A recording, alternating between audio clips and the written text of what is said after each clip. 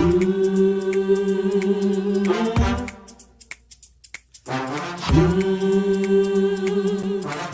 talk to God.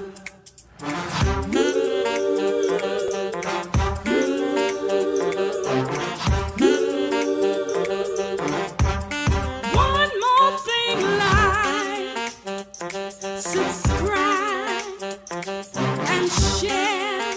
Come on, let's talk to God. Woo!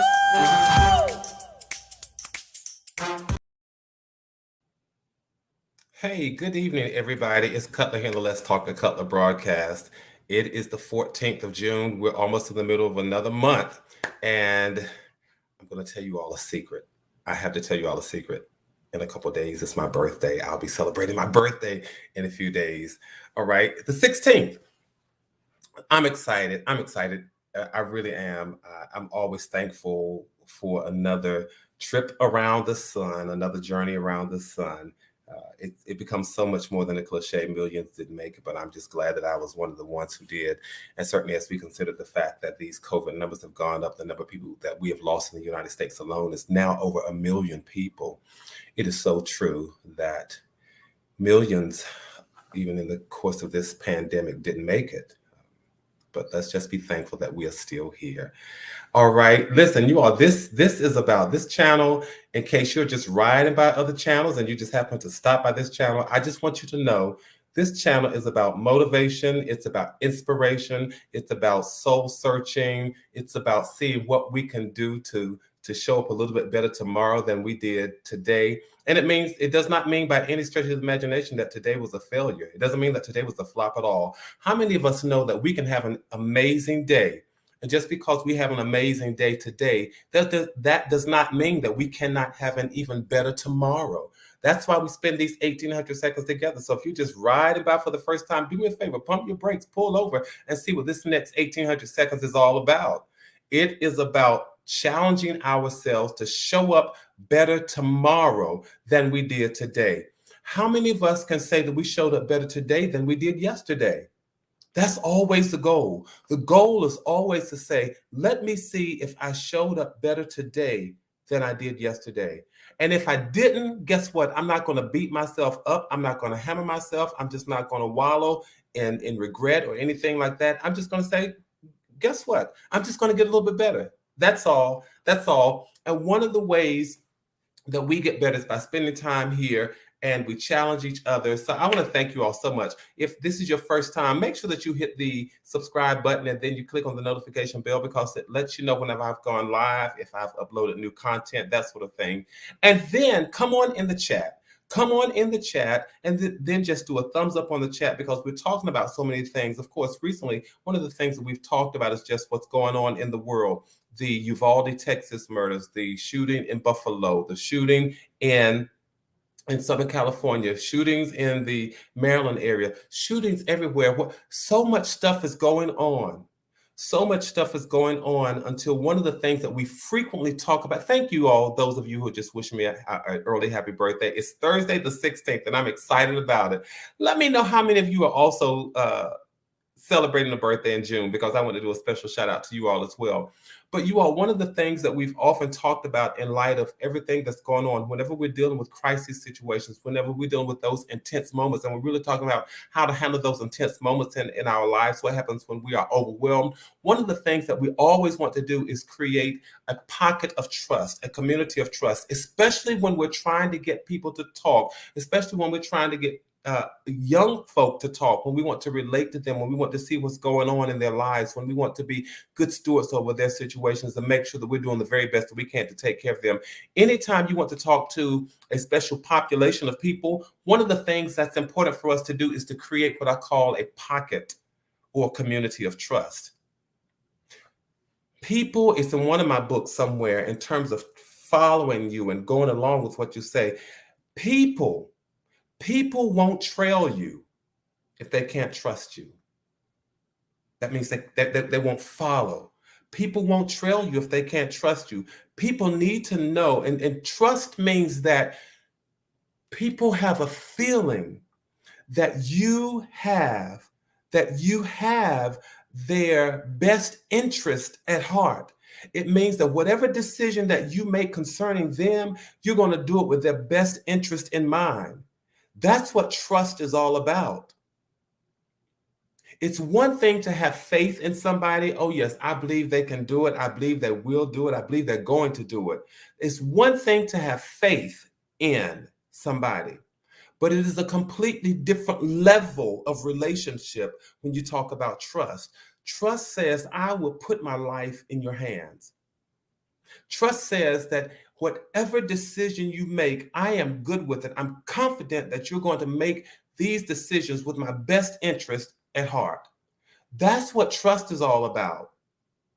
So I wonder as we are helping bring healing back to the young people, people who, the school age people who are doubtful and skeptical about what's going on in the world today. When we're talking about bringing trust and healing back to them, are we creating those kinds of circles? Are we creating those kinds of spaces? You all know one of the things that I do, in addition to being inspirational and motivational, I like to be challenging as well. And I want us to ask ourselves, are we creating communities of trust? Can we be trusted? Paula D, please extend a very special, heartfelt birthday wish from me to your mother on the 23rd, celebrating her 100th birthday. Wow, what an amazing blessing. I'm sure there's so many stories that could be told out of those 100 years. So certainly a happy birthday, early happy birthday, and certainly sending birthday blessings and wishings, my friend Paula D, to your mother on her 100th birthday on the 23rd. What a blessing. All right. But let me see who some of the LTTC VIPs were for the evening before I keep on going on, because I really want to get to trust. It's just resonating with me today. It really, really is. Let's see who just hopped in the chat room with me first. Tracy Johnson says, hello, everyone.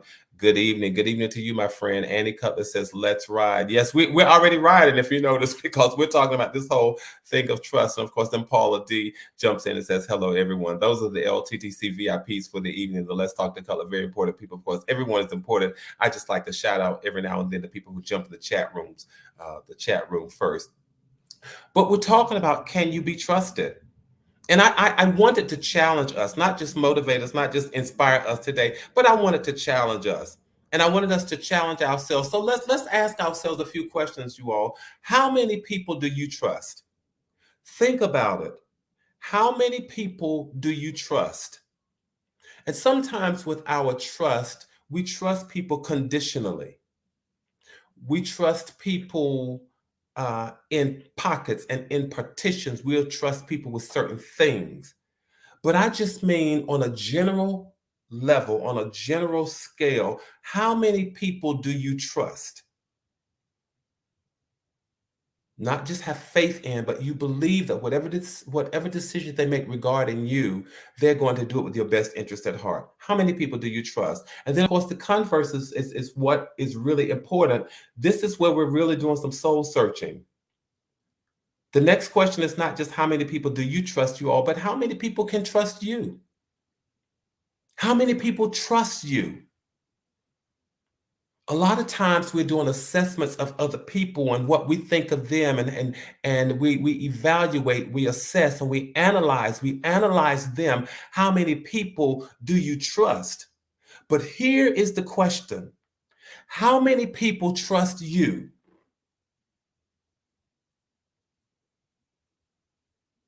How many people trust you? It's easy for us to approach the question from the perspective about how many people we trust and how long it takes for us to build trust. But how many people trust you? And then just right along that, in that same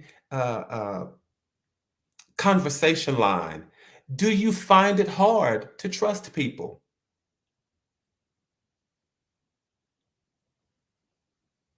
Do you find it hard to trust people? I know many of us, Tracy, I'm with you. I know many of us, when it comes to just meeting people, when it comes to meeting people, we find it hard to sometimes trust people that we just meet. But do people find it hard to trust you? So you all see what I'm doing this evening. I'm doing what I call the convex and the concavity of the question. That means sort of like the spoon. I'm asking this side of the question, but I'm asking that side of the question too. The convexity and the concavity of the question. How many people do you trust? But how many people trust you? Do you find it hard to trust people on one hand? On the other hand, do people find it hard to trust you? And as we are creating these circles and these communities, how easy is it to let people in? Because if you're part of my circle, that means to some degree I trust you. How easy is it for people to get into your circle? Or how difficult is it for people to get into your circle? And of course, I'm not looking for a right or a wrong answer, but I'm looking for us to ask those questions, to be very intentional about this thing that we call trust this evening. And then I wanted to just play this game. It is the "Can I be trusted" game. This is not a conversation whereby I'm being judgmental, where I'm looking for a right answer, where I think there's a wrong answer. But this is just one of those open-minded sort of conversations when it gives us an opportunity to see, how do I assess myself when it comes to this subject? Can I be trusted? You might be able to gauge your trust quotient by asking yourself some of these questions. Are you willing to share your mistakes? Are you willing to share your mistakes? Can you be trusted? I don't know. But it may be answered if you can ask this question. Are you willing to share your mistakes, your regrets, your struggles, your doubts, your fears, your anxieties, your insecurities, your worries, the things that traumatize you, the things that scarred you, your pains and your wounds? Are you willing to share all of that?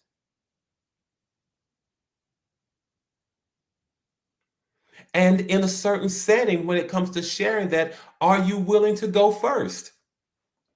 Sometimes we find ourselves in a setting and we say, "Oh, I'll share after you share." That means I have that anxiety and I have that vulnerability, and I'm not even sharing that with you. But are you willing to share all of the stuff, all of your scars? Are you willing to share? Are you willing to share? Are you willing to go first?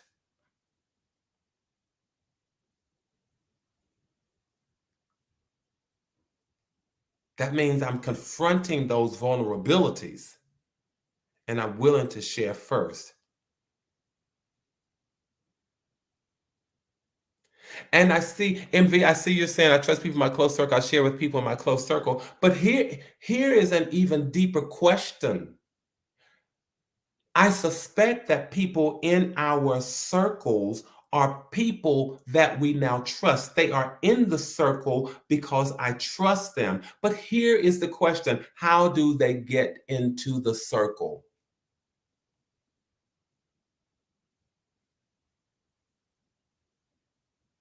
How do they get into the circle? So then, can you be trusted? A part of the answer could be whether or not you're willing to share your mistakes and your regrets and all of those things.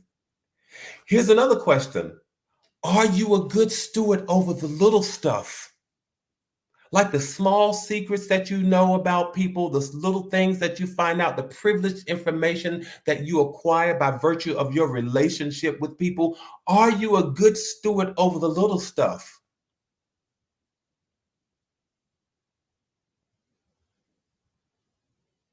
Are you a good steward over the little stuff?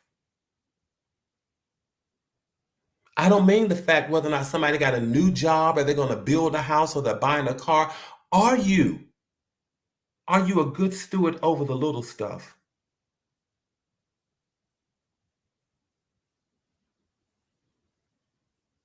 what we sometimes call the small secrets. Are we good stewards over those sorts of things? It's not that somebody's building a house. It's not that somebody's buying a car. It's not somebody's moving. It's not somebody's getting a new job. But maybe they tell you, I have a certain fear. Or maybe they say something like this, I never thought I was good enough.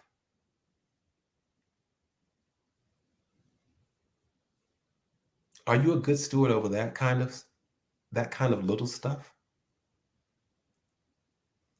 All right. So then let me just pose a few more questions because I know that none of us is necessarily an island unto ourselves, and we interact with people and we decide how much we're going to trust them. The wonderful thing about trust is that you decide how much you're going to give away.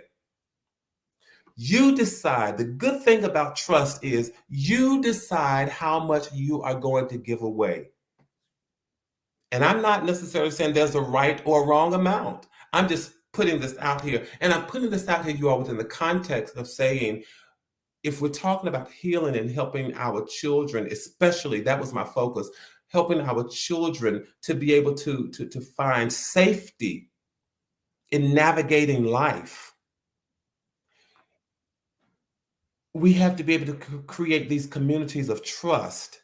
And are we the kinds of people who can be trusted? Are we the kinds of people who really know how to build these pockets and these communities of trust? Here's another question that one could ask to decide whether he or she is trustworthy, whether they can be trusted. Do you get offended easily? Do you get offended easily? Because you have to ask yourself, we have to find out, do you constantly cause other people to evaluate how they feel about you?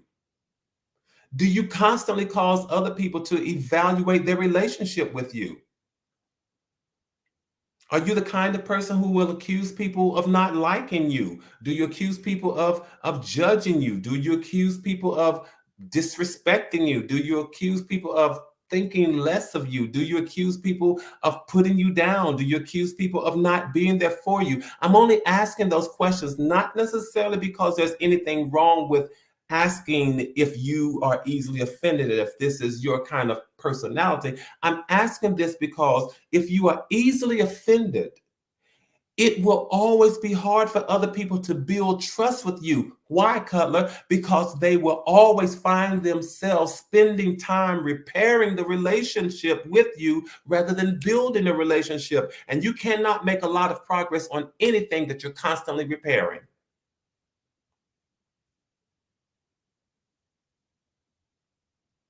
This one is critical for me.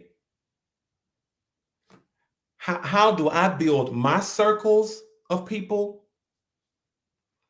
One of the things that I look for in terms of my close-knit circle that's built by choice is not looking for people, whether or not people are easily offended. If you are easily offended, you don't necessarily make the best candidate.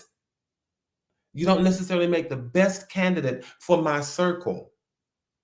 Not my circle that I'm going to look to be able to share my vulnerabilities. Not my circle that I'm going to look to prop me up when I'm weak. Not my circle that I'm going to look to just be able to be my authentic and organic self and transparent self. Because you may be offended by my authentic, transparent self. And if that is the case, we're always going to be repairing the relationship. And if we're always repairing the relationship, that means we don't get a chance to build it. You all think about that within the context of any kind of relationship, any kind of relationship. If it's always being repaired, whether it is a business relationship, whether it is a personal relationship, whether it is a love interest, think about it. You cannot build what you're constantly repairing.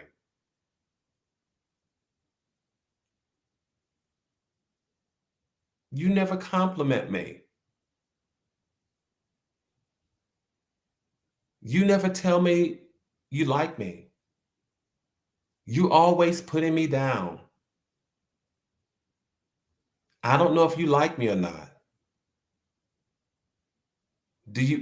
I feel like you think less of me. All of that kind of stuff.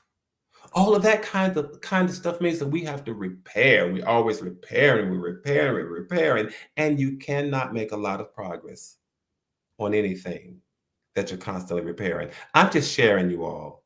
I'm just sharing because I thought about that thing today. I thought, can we be trusted?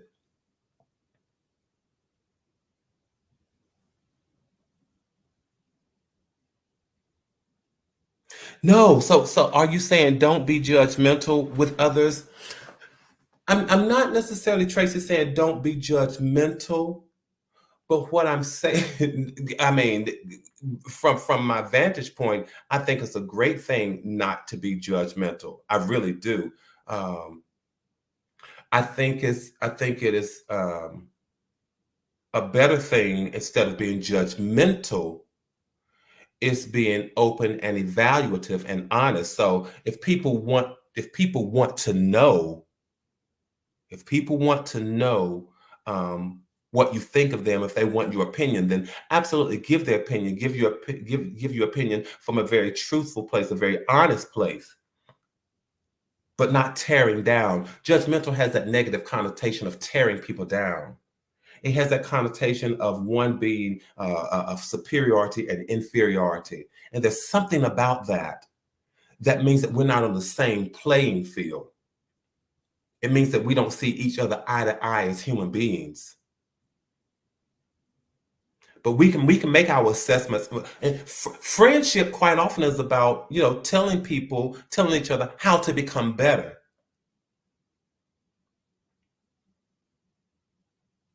Some of my closest friends, we're hard on each other, but we're hard on each other from a place of love, not a place of judgment. It's because we want to see the best and bring the best out in each other.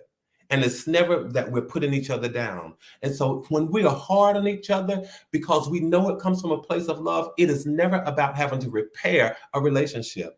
It is about appreciating the authenticity that we have among ourselves, the ability to say, I see better in you. And what you did is good, but I believe you can do better. All right. So that is what I'm saying. All right. And then the next thing, you all, the next thing in terms of can you be trusted? Can you be trusted? When you think about whether or not you can be trusted, I'm just going to give us some tips, some helpful hints and tips that I've read and some that I've just come from my life. This is what you can do to increase your ability to be trusted. Keep your word. Keep your word. If you say you're going to do something, do it. If you make plans with someone, be there. Trustworthiness is about following through with what you say. Keep your word. And sometimes I know we love the luxury of being able to change our mind, and I think that's a wonderful thing. I think that's a wonderful luxury. But if it does not put you in a difficult situation, don't change your mind if you don't have to. Keep your word. Do what you say you're going to do.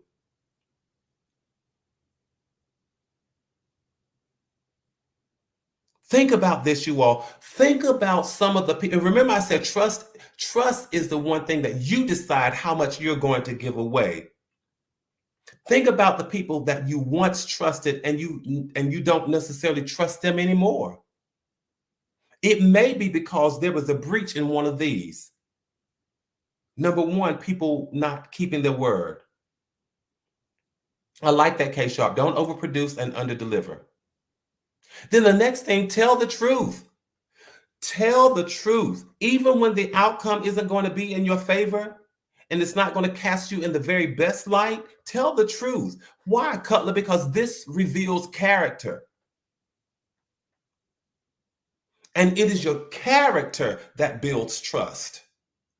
It's not your fancy words. It's not how you look. It's not that. It is your character. When you tell the truth, even when it does not put you in the best light, when you tell the truth, it shows that you have a good character, and your character is what builds trust.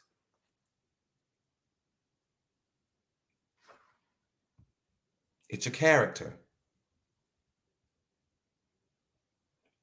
And right along with telling the truth, I say be transparent. Because it's one thing to be truthful, it's another thing to be transparent. Because we can tell the truth about the small part that we decide to share. You all know there's some people who are masterful at words. They tell the truth about the small part that they share, but being transparent is sharing the whole piece. I might make a mistake and may never talk about the mistake that I made. So everything I say may very well be truthful. But transparency is sharing the good, the bad, and the ugly. Transparency is when you make a mistake, admit it. It means that you're able to take responsibility for your actions. It means that you're willing to let your life be an example. That's transparency.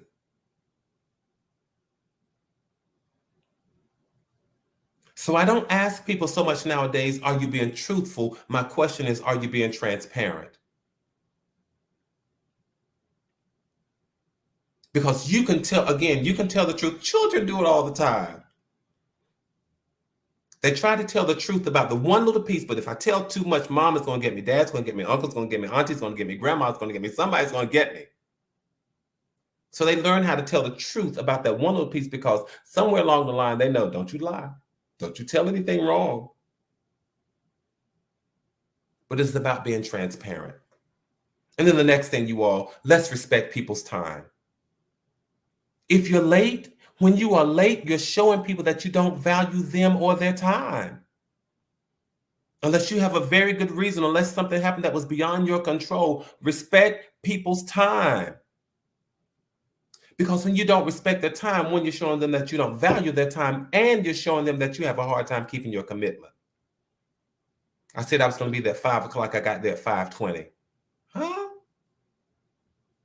And then I just show up and I don't even tell you why I got there late. That's crazy.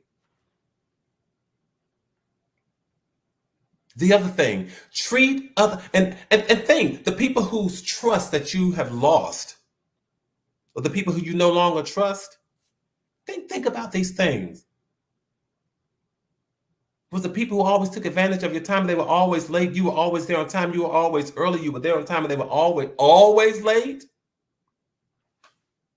Lord. A few other tips. Treat other people's business like it's yours.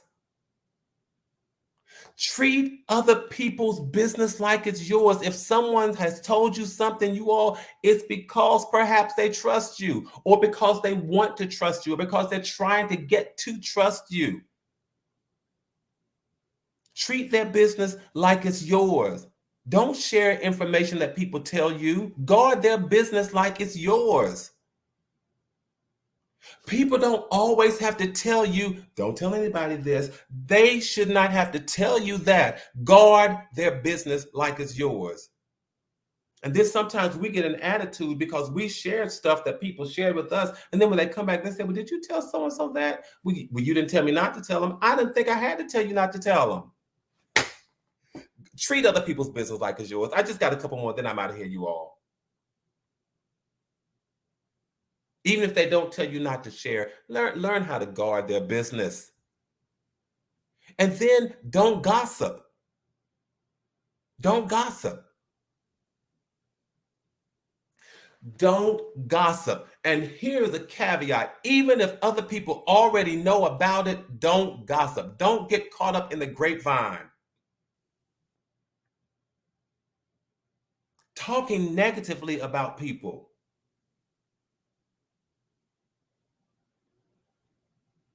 Everybody already knows that they're going through a divorce. Do you have to hop on the gossip bandwagon? Everybody knows that they lost a child. Do you have to jump on the bandwagon? Everybody already knows that his or her brother was killed drinking while driving. Everybody knows that. Don't hop on the gossip bandwagon. Because if people gossip with you, they'll gossip about you. I got a couple more, then I'm done. Do more than just say I'm sorry. Do more than just, it's one thing to say I'm sorry, it's another thing to apologize. Maybe some of us have lost trust in people because they did not know how to apologize. Do more than just say I'm sorry. All right, so you're sorry. Now what are you going to do? Apologize. If you have done something wrong, admit it and ask, what can you do to make it right? That is an apology. I wish we could teach our young people this. No, I wish we could teach some adults this. Don't just say I'm sorry, but ask, what can I do to make it right? That is an apology. We could spend the whole evening chatting on that, the difference between I'm sorry and the difference between an apology. People have not learned that, you all. Please share that. Please, if that is a takeaway from this evening, make sure you share that with people. And then sometimes people say, I'm sorry if. Well, you know what? When you put the conditional if in, it's not even an apology. It's not even an I'm sorry.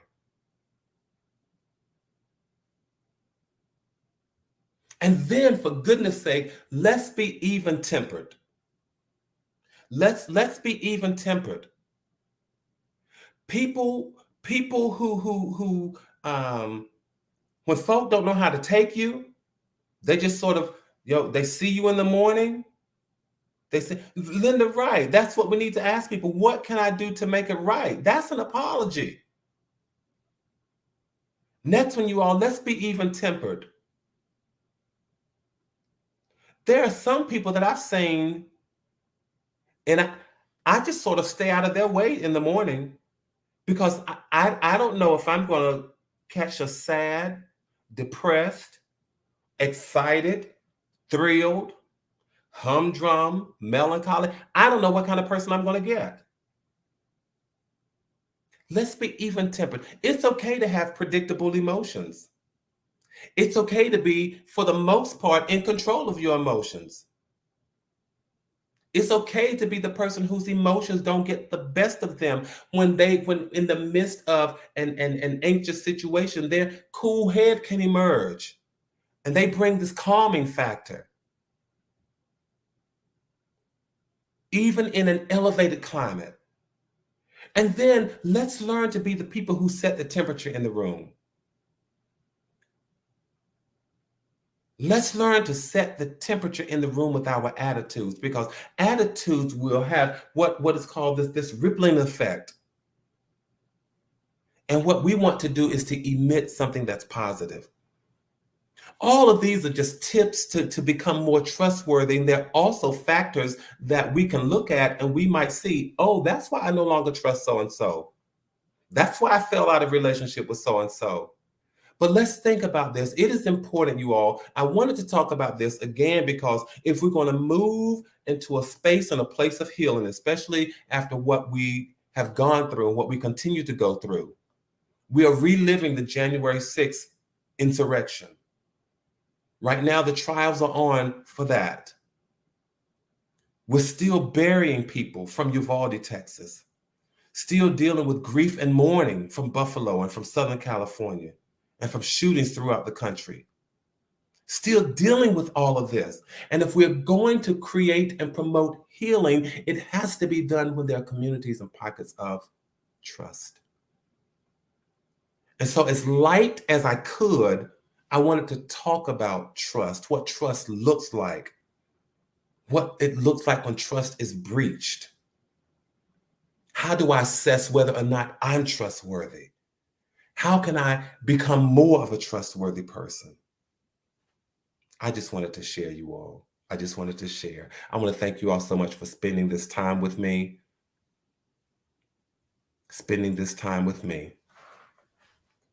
People are still having a hard time. Young folk are still, Linda, yes, a lot of children are still having a hard time. Yes, not only after this, but in general, trusting adults for protection. Let's be trustworthy people. As we're looking for, let us become trustworthy people. Thank you all so much for spending this time. Ask people to come back and take a look at it, because if they have issues with trust and wonder what trust looks like, tell them, come on, let's talk to Cutler, give them this replay and tell them, go and look at the one that talks about, can you be trusted? Thank you all. Let's listen, make sure you keep your heads up, keep your hopes up, stay safe, stay sane. Let's keep building community and maintaining connectivity. Know that from my heart to yours, there is and always will be so much love. And in 2 days, on June 16th, I will be celebrating my birthday. I'll see you all. Take care.